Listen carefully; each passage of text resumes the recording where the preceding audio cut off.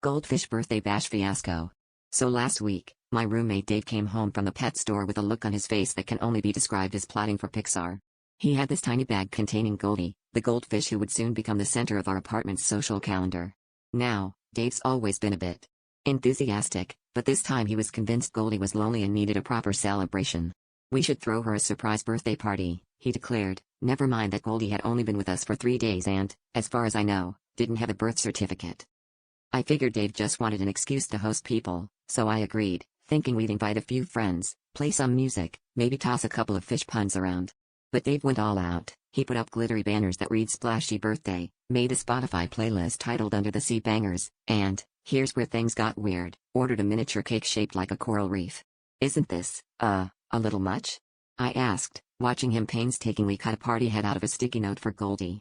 "She's family," he replied solemnly, as Goldie swam obliviously in circles.